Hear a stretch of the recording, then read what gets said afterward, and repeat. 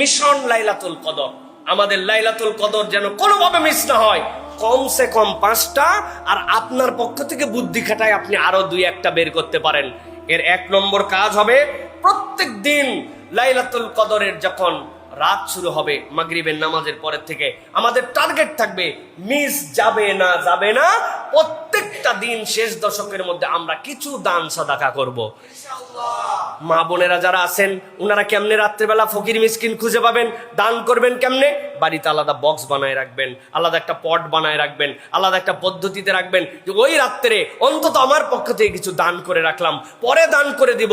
কিন্তু আল্লাহ বলেছেন লাইলাতুল কদর এটা রাত, সুতরাং এই রাতের মধ্যে আমার সাদাকা যেন মিস না হয়। আমি যেন প্রত্যেক দিন আল্লাহর কাছে বলতে পারি, একবার যদি মিলে যায় কমসে কম 1000 মাস উপরে কত, 1 টাকার বদলে কমসে কম 1000-এর উপরে কত আল্লাহ কেবল জানেন। অতএব দান সাদাকা মিস করা যাবে না। 2 নম্বরে যেটা বলবো প্রিয় ভাইরা, প্রত্যেক দিন আমাদের কিছু না কিছু অতিরিক্ত সালাত আদায় করতে হবে প্রত্যেক রাত্রে। র্যান্ডম যেটা আমার কিয়ামুল লাইল আছে, র্যান্ডম যেটা আমার তাহাজ্জুদ আছে, বা আমার জন্য যেটা তারাবি আছে, সবের বাহিরে ওই মাগরিবের পর থেকে ফজরের আগ পর্যন্ত লাইলাতুল কদরের নিয়তে 2 রাকাত, 4 রাকাত, 6 রাকাত, 8 রাকাত আমার সাধ্যের মধ্যে, তবে নিম্নে থেকে নিম্নে 2 থেকে 4 রাকাত নামাজ আমার মিস হবে না। এটা লাইলাতুল কদরের আমল হবে শেষ দশক থেকে। 3 নম্বর যেটা, প্রত্যেক রাত্রে টার্গেট করব আল্লাহ নবীর প্রতি কিছু দরুদ এবং সালাম পেশ করার জন্য। আমার যেন কোনোভাবে মিস না হয়।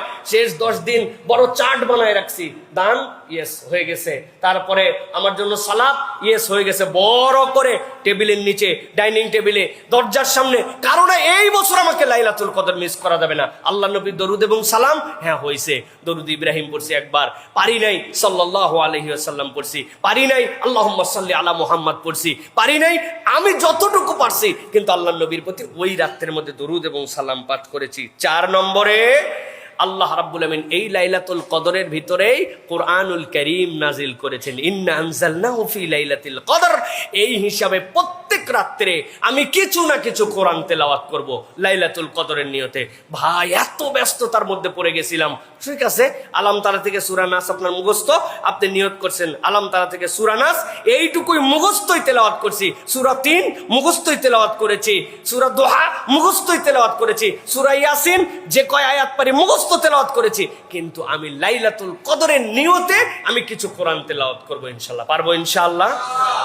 এরপরে যেটা প্রিয় ভাইরা, সেটা হচ্ছে প্রত্যেক রাত্রে এই দোয়াটা শিখতে হবে এবং পড়তে হবে। আল্লাহ নবী সাল্লাল্লাহু আলাইহি সাল্লামের কাছে হযরত আয়েশা সিদ্দিকা রাদিয়াল্লাহু তাআলা জিজ্ঞাসা করেছিলেন, ইয়া রাসূলুল্লাহ, যদি আমি